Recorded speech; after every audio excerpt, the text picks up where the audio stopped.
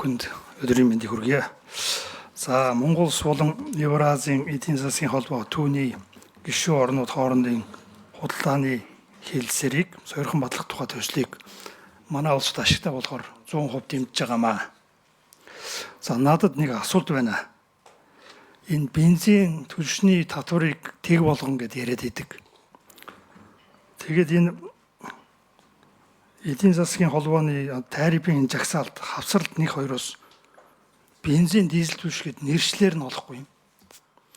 Ингээд судлаад ахаар 97 дахь тоод 27 10 12 гэсэн уйлдуулсан кодтой хөнгөн ба хөнгөн бэлдэмэл гэдэг. Энэ тэгээд яг бензин дизель түлшний татвар нь яг тэг болох юм уу? Одоо бол 80 хүртэл бензин дээр 5%, 80-аас дээш октантай бензинд 0 байгаа л да. Гэхдээ түлшин дээр бол 5% байгаа. Тэгэхээр энэ 5% хямдвар бол буцаагаад энийг онцгой татвараар нөхөж авах одоо онцгой татвар тавих уу? Энэ одоо 26 оны төсөвтөр яаж тусгагдсан бэ? За тэгээ энэ сойрхон баталчвал энэ хэлэлцээрийн одоо үйлчлэх хугацаа хизээнээс эхлэх юм бэ? Эдийн засгийн хөгжлийн яамнаас хариулт авъя. За Чангабалагчийн асуултанд хариулъя их баярсаад. Энэ нэмэн үрдэхин албан татвар бол онцгой албан татварын асуудал нь хамрагдахгүй. Тэгэхээр бид нар энэ онцгой албан татварынхаа өөрчлөлтөөр бодлогынхаа нэг авах татвар матвар голомнуудаа аваад явна л гэсэн үг. За нэмэлтээр ажлын хэсэг Батхүү дарга хариулах уу хэн хариулах уу? Тэр нарийн шатхуунтай холбоотой мэдээлэл. За хэд номер гэж яах вэ? Хойшоо суух ёстой. За 4 номер.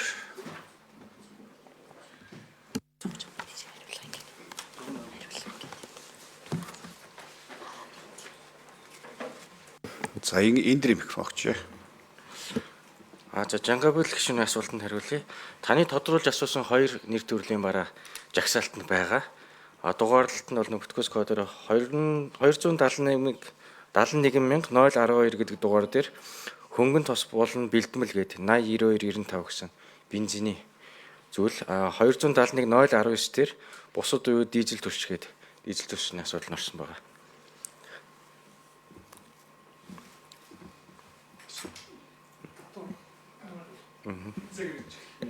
За энэ хэлэлцээр маань одоо Монгол улсын хувьд одоо намрын чуулганаар сойрхон батлагтаад дотоодын процесс нь дуусна.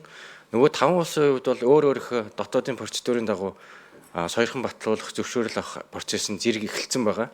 Яг биднээс одоо ажлын шугамар авсан мэдээллээр энэ эх оны эхний хагас гэхэд бүх улсууд дотоод процессыг дуусгачнаа гэж үзэж байгаа. Хэлэлцээр дээр заасан заалтаар бол бүх улсын дотоодын процесс дууссаны дараа харилцан. За нэмж тодруулж Жангабалагч шүү. За одоо жишээлгээд дизель түлшин дээр галийн татвар 5% байгаа.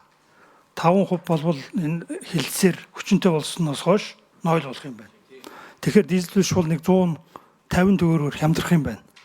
Энэ 150 төгрөгийг онцгой татвараар орлуулах байдлаар авах уу? Энэ одоо яах юм бэ? Энэ дээр хариулт авъя. За энэ дрим микрофон. Өөрөөр хэлбэл 150 төгрөгөөр хямдхан бид борлуулах уу? Манай импортлогч компаниуд аль эсвэл онцгой татвар тавих байдлаар одоо татвар нь хэвээр үлдэх үү гэсэн асуултанд хариулт авъя.